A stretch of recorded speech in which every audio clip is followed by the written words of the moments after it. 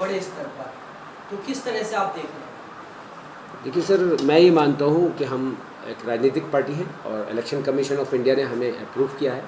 जिस तरह और दीगर पार्टियां हैं उनको इलेक्शन लड़ने का आईनी हक़ है, हमें भी आईनी हक़ है। इसलिए हम इंशाल्लाह सन 2014 से यहाँ पे मेहनत कर रहे हैं।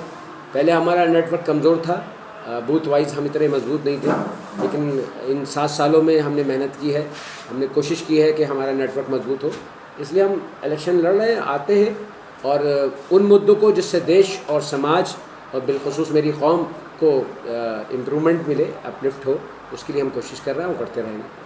लगातार बसपा सपा कांग्रेस की तरफ से ये कहा जाता है कि एमआईएम जो है वो बीजेपी की न्यू टीम है। तो जिस तरीके से असदुद्दीन ओवैसी ने घोषणा की है कि यूपी में 100 सीटों पर चुनाव लड़ेंगे, तो कहीं ना कहीं ये बात साबित नहीं होती?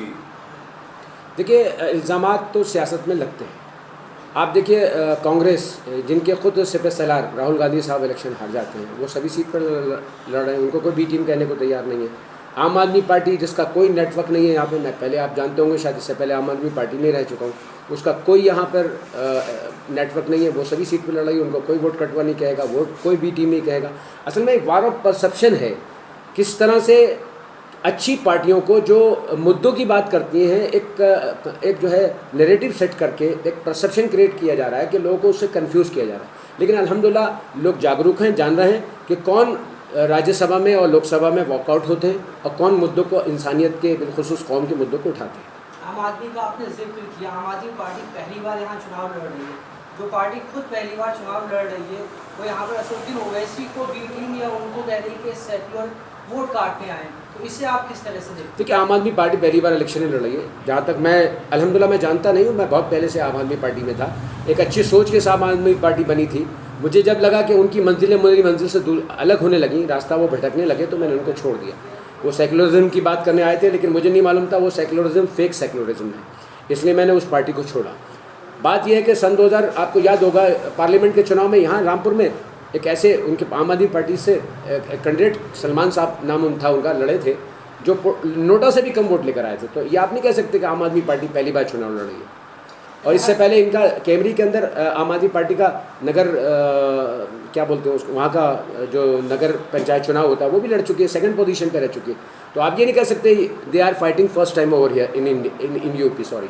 अच्छा, मसला ये क्रिएट हो रहा है कि ओवैसी साहब पे ये इल्ज़ाम लग रहा है कि वो जहाँ भी जाते हैं सिर्फ मुस्लिम के इर्द गिर्द ही रहते हैं, एक ही कौम की बात करते हैं और कुछ लोग उनको जिन्ना से भी कंपेयर करते हैं। देखिए, ये भी मैं वो बता रहा हूँ, परसेप्शन क्रिएट किया जा रहा है। हमारी आप देख लें, हैदराबाद में भी देख लें, हमारे बहुत से हमारे हमवतन भाई दूसरे मज़ाहिब के लोग हमारे जो है वो पार्षद भी हैं वहाँ पर। इसके अलावा देखिए, हम अपनी कौम की बात करते हैं, इसके अलावा हम सोशल जस्टिस की भी बात करते हैं। हमारे दलित समाज के जो भाई हैं उनके साथ सोशल जस्टिस की हम बात करते हैं।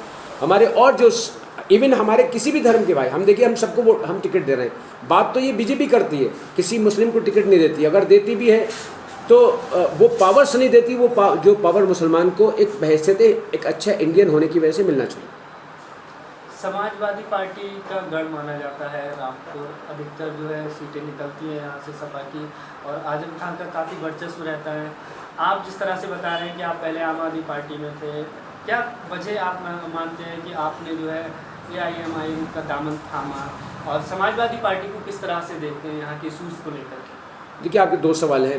पहला सवाल समाजवादी के ताल्लुक से।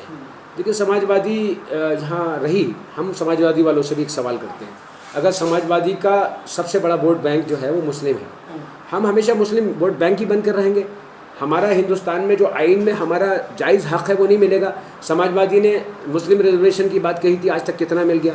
समाजवादी के कार्यकाल में जितने मुसलमानों पर झूठे मुकदमे लगाए गए, उसका अब तक कितना अखलाक कांड देखिए समाजवादी के दौर में हुआ था, उस पर कितना इंसाफ मिला। दूसरी बात आपने कहा कि आम आदमी पार्टी के ताल्लुक से, आम आदमी पार्टी देखिए बात छदम सेकुलरिज्म नहीं होना चाहिए, फेक सेकुलरिज्म नहीं होना चाहिए। यही कांग्रेस ने किया और उसका हशर आप देखना क्या हुआ। सेकुलरिज्म कहते किसे हैं और सांप्रदायिकता किसे कहते हैं? देखिए, अगर मैं अपनी कौम की वेलफेयर की बात सोचता हूँ, ये सांप्रदायिकता नहीं है, बल्कि आपने इंग्लिश में प्रोवर्ब सुना होगा, चैरिटी स्टार्ट फ्रॉम होम। आप अपने घर से ही शुरू करते हैं। मेरी माँ बीमार हो, पड़ोस की माँ भी बीमार हो, तो स्वाभाविक बात है आप भी पहले अपनी वालदा की खिदमत करेंगे। हाँ, आपके दिल में संवेदनाएं होंगी, हमदर्दी होगी। तो आम आदमी पार्टी ने दिल्ली दंगों में सीसीटीवी कैमरे की बात की थी कि हमने जगह जगह वो सीसीटीवी कैमरे की फुटेज कहाँ गई जिसके बिहाफ में मुकदमे हो सकते थे, जिन लोगों, हम तो कह रहे हैं अगर मुस्लिम हजरात ने भी किए थे उनके खिलाफ भी होता, लेकिन वो सीसीटीवी कैमरे कहाँ गए? हम मानते हैं कि वो केंद्र शासित प्रदेश है, उनके हाथ में बहुत सी चीज़ें नहीं हैं, लेकिन सीसीटीवी कैमरे तो आपके अंडर थे, आप उसकी अगर फुटेज देते तो उसके बिहाफ पर जो मुकदमे हो सकते थे, जो उसमें कसूरवार थे, वो आपने क्यों नहीं दिए? इससे शक होता है कि आप छदम सेकुलरिज्म की तरफ चल रहे हैं। आप वो सेकुलरिज्म की बात नहीं करते हैं। सेकुलरिज्म का मतलब होता है हम सबकी बात करें, सोशल जस्टिस की बात करें। अच्छा, मजलिस सांसद इम्तियाज़ जलील साहब बार बार ये कहते हैं कि आज़म खान को नहीं बचा पाई समाजवादी पार्टी, आम लोगों के साथ क्या खड़ी होगी? वही समाजवादी कहती है कि हम लगातार आज़म खान के परिवार के साथ हैं। देखिए, आप खुद देख लें उनके साथ क्या हुआ है, आज तक आप देख लें, इतना बड़े कद का नेता, आज उनका क्या हाल है। ये हम गलत कहाँ कह रहे हैं? हमारे इमरान जलील साहब गलत कहाँ कह रहे हैं? आप देखिए वो सही जो कह रहे हैं। जो अपनी कौम के लीडर को ना बचा पाए वो आवाम को क्या बचा पाएगा? आप खुद देख लीजिए। आप खुद देख लें, जब रामपुर सियासी यतीमी के दौर में चल रहा है, कौन पुरसाने हाल है, कौन है जो हम लोग तो उस मुकाम पर नहीं है कि जो हमारे पास एक, लेकिन अल्हम्दुलिल्लाह हम मेहनत कर रहे हैं और लोग हमारे साथ जुड़ते जा रहे हैं। इंशाल्लाह यहाँ लीडरशिप का फुकदान नहीं रहेगा। अल्लाह ताला जब कोई चीज़ लेता है तो उसका नेमुल बदल देता भी है। आएगा वो दौर भी कि हमारी ये सियासी यतीमी दूर होगी। ये आपने एक बयान दिया था, उसमें कंट्रोवर्सी हो रही है कि रामपुर में जो है आज़म खान के बाद अब कौन? क्योंकि देखिए, मौत का नाम गाली नहीं है। मैं भी मेरा भी इंतकाल हो सकता है पहला। देखिए, ये तो सोचना चाहिए, who will be the next, maybe you, maybe I, कोई भी हो सकता है। हम जिंदा कौमें हमेशा प्लानर होती हैं।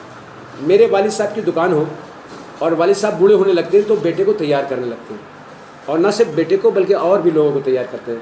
देखिए, आज उनके बेटे की आप हालत देख रहे हैं क्या हो चुकी है, उनकी बीवी का क्या मुकाम है। समाजवादी की तरफ से अगर नहीं तो फिर रामपुर में कौन? इसके लिए मैं पहले कहता हूँ कि अगर कोई चिराग पुराना बुझ रहा है उससे पहले हमें नया चिराग जलाने की कोशिश करनी चाहिए। 100 सीटों पर आपने चुनाव लड़ने की बात कही गई है, क्यों 100 पर ही क्यों?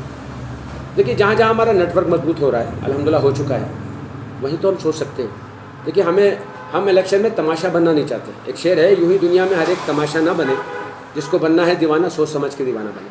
हम पुरानी गलतियों से भी हमने सीखा है।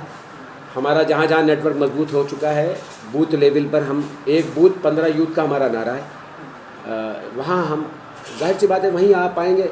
और जगहों पे आगे तो हमारा हाल क्या होगा ये, लेकिन हम कोशिश करेंगे वहाँ जहाँ हम मजबूत हो चुके हैं वो इंशाल्लाह वहाँ फाइट करें।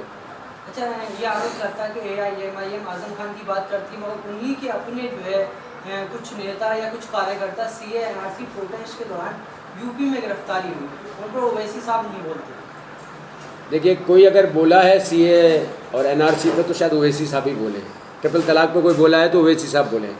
आप देख लीजिए, और भी मुद्दे जितने भी इंसानियत के मुद्दों पे आप देख लीजिए, ह्यूमन राइट्स की जितनी बातें हैं बोले हैं, संविधान बचाने पर ओवैसी साहब बोले हैं, आर्टिकल 19 का किस तरह वायलेशन हो रहा है, आर्टिकल 21 का जिस तरह वायलेशन हो रहा है, 25 का जिस तरह वायलेशन हो रहा है, कौन बोला है? आप खुद देखिए, पार्लियामेंट में कोई ओवैसी साहब के अलावा कोई विपक्ष है?